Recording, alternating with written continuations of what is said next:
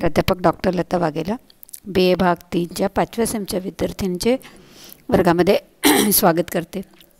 विद्यार्थी मैत्रिणींनो, काल आपण हाडांची जी वाढ आहे शारीरिक दृष्टिकोनातून हाडाच्या वाढीला जे महत्त्व आहे त्या दृष्टिकोनातून आपण काल हाडांची निर्मिती कशी होते है ना, अस्थिकरण कसं होतं, खनिजीकरण कसं होतं याबाबतची कालच्या व्हिडिओमध्ये माहिती पाहिली होती।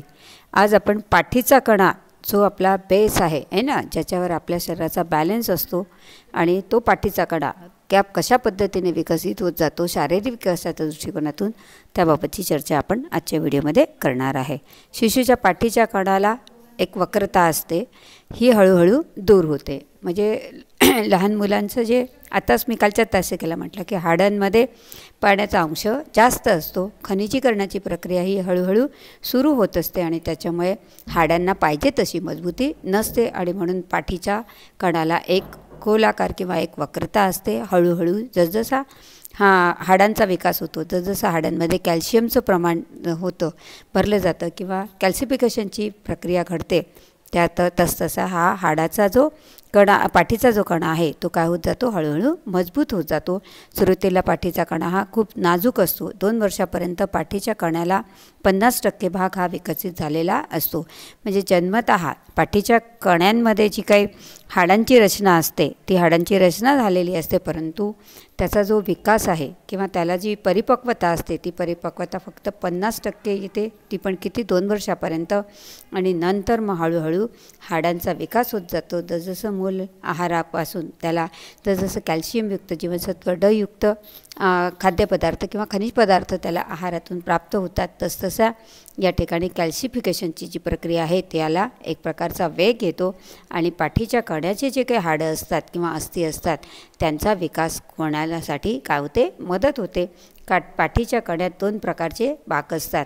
प्राथमिक भाग हा आंतरवक्राकार असून भ्रूणाची वाढ होत असताना निर्माण होतो। म्हणजे जेव्हा गर्भावस्थेमध्ये मूल असतं तेव्हा आपण पाहिलेलं आहे चित्रांमध्ये की ते कसं असं वाकलेलं असतं आहे ना, पाय हे काय म्हणतात छातीजवळ असतात आणि मान खाली असते आणि त्याच्यामुळे ऑब्व्हियसली पाठीचा कणा हा थोडासा बाहेरच्या भागाला गोलाकार येऊन जातो आणि त्याच्यामुळे जेव्हा ते फिटसच्या स्वरूपात असतं, भ्रूणाच्या स्वरूपात असतं, तेव्हाच पाठीच्या कणाला एक प्रकारचा बाक आलेला असतो आणि हा बाक असतो तो काय होतो, हळूहळू मग तो जन्म झाल्यानंतरही काही दिवस हा बाक तसा तर तसा राहतो, पण जसजसं हाडांचा विकास होत जातो, जसजसं कॅल्सिफिकेशनची प्रक्रिया घडते तसतसा हा भाग कमी होऊन पाठीला सरळपणा येत जातो। त्याच्यानंतर दुय्यम भाग, हा भाग बाहेरील बाजूने असतो। शिशू जेव्हा मान सावरू लागते तेव्हा मानेतील भाग निर्माण होतो आणि शिशू जेव्हा बसू लागतो तेव्हा कमरेतील भाग निर्माण होतो। की जसं पाठीला भाग असतो तसाच एक प्रकारचा कमरेला भाग तयार होतो, कारण सुरुवातीला मुलांचा बॅलन्स नसतो, स्वतःचा समतोल त्याला तोल साधता येत नाही, परंतु जसजसं ते त्याचा विकास होत जातो, जसजसं त्याचं शारीरिक वाढ होत जाते, जसजसं तो वैकासिक कार्यांकडे काय म्हणतात प्रगती करतो, तसतसं त्याच्या काय म्हणतात त्याला बसायला ते जेव्हा ते शिकतं तेव्हा ते बसण्यासाठी आपलं जेव्हा समतोल साधतं तेव्हा ते थोडंसं मानेतून समोरच्या बाजूला झुकलेलं असतं आणि त्याच्यामुळे पाठीचा तो वाक असतोच, नंतर तो कमरेचाही एक वाक त्याला निर्माण होतो, कमरेतून तो झुकलेला असतो। कारण काय असतो की त्याला बॅलन्स धरून ठेवण्यासाठी कुठेतरी त्याला शरीराला समतोल साधावा लागतो आणि हा समतोल साधताना कमरेत वाक निर्माण होतो। त्याच्यामुळे हे जे पाठीचा कणा काय म्हणतात विकसित होण्यासाठी 2 प्रकारचे जे भाग असतात, एक पाठीमध्ये आणि एक कमरेमध्ये, हे दोन्ही भाग त्याला पुढे मग काय म्हणतात हाडांचं एकत्रीकरण झाल्यानंतर हे भाग निघून जातात आणि मग मूल सरळ बसायला शिकतं।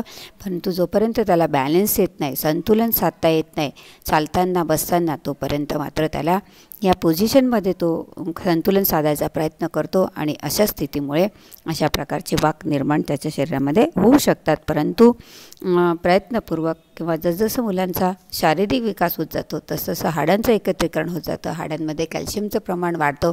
आहारातील आईच्या दुधातील आणि आईच्या आहारातील आणि मुलांच्या आहारातील कॅल्शियम आणि फॉस्फरस आणि त्याचप्रमाणे जीवनसत्व ड या तिन्ही घटकांमुळे हा जो काय म्हणतात कॅल्शियमचा जो पुरवठा असतो तो पुरवठा हळूहळू काय होतो, वाढत जातो, का हाडांना एक प्रकारची मजबूती येते आणि हे जे भाग असतात हे भाग काय होतात, हळूहळू कमी व्हायला सुरुवात होते।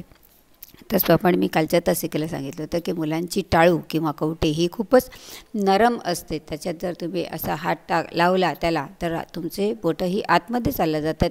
रीतसर त्याला काय असतो एक प्रकारचा गड्डा तयार होतो. कारण काय असतं की जी टाळूची हाडं असतात ती टाळूची हाडं अतिशय मऊ असतात. त्याच्यामध्ये पाण्याचा अंश जास्त असतो, कॅल्शियमचं प्रमाण अतिशय कमी असतं.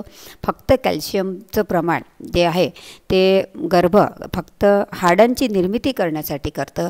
मजबूती मात्र त्याच्या जन्म झाल्यानंतर त्या हाडांची मजबूती होत असते आणि ती मजबूती आईचं दूध आणि नंतर मग मुलांना दिला जाणारा पूरक आहार यावर या सगळ्या गोष्टी अवलंबून असतात. आणि त्याच्यामुळे कवटी आणि टाळू हा अतिशय मऊ आणि एकदम नरम असतो. त्याच्यामध्ये एक खड्डा होऊन जातो. परंतु आपण म्हणतो लहान मुलांच्या डोक्यामध्ये असं त्या वाटीसारख्या भागामध्ये किंवा टाळूमध्ये खूप सारं तेल लावतात आहे ना. मालिश करणाऱ्या बाया येतात किंवा घरी जर कोणी मालिश केली तर ते टाळू भरतात आहे ना, टाळूमध्ये तेल भरतात जेणेकरून तो टाळू काय होतो हळूहळू मजबूत होतो. टाळूंचे जे हाडं असतात त्यांचा विकास होतो, त्याला टणकपणा येतो आणि एक विशिष्ट वयामध्ये टाळू हा काय होतो पूर्णपणे विकसित झाल्यानंतर तो काय होतो एकदम टणक होतो. आणि त्याच्यामुळे कवटी आणि टाळू हे जे दोन घटक आहे काय म्हणतात मानसिक दृष्टिकोनातून किंवा बौद्धिक विकासाच्या दृष्टिकोनातून हे फार महत्त्वाचे असतात.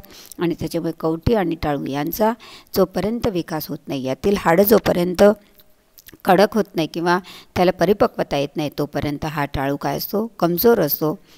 एखाद्या वेळेस मूल काही पडलं आहे ना चालताना किंवा उठताना आणि जर त्याला टाळूला मार लागला तर मात्र त्याच्या डायरेक्ट मेंदूला मार लागू शकतो. आणि त्याच्यामुळे मुलांना हाताळताना किंवा मुलांना जेव्हा विकास होत असतो तेव्हा मुलांचं संगोपन करताना या सगळ्या गोष्टी जर पालकांना माहिती असेल, विशेषतः आईला माहिती असेल, तर ती त्या पद्धतीने आपल्या बाळाची किंवा आपल्या मुलांची काळजी घेऊ शकते. शिशूची कवटी चेहऱ्याच्या तुलनेने मोठी असते व टाळू नरम असतो आहे ना. चेहरा हा आपण पाहिलं आहे विकासाची तत्त्वे, त्यामध्ये काय असतं की डोक्याचा भाग हा काय असतो 90% डोक्याचा भाग हा जन्मतः विकसित झालेला असतो.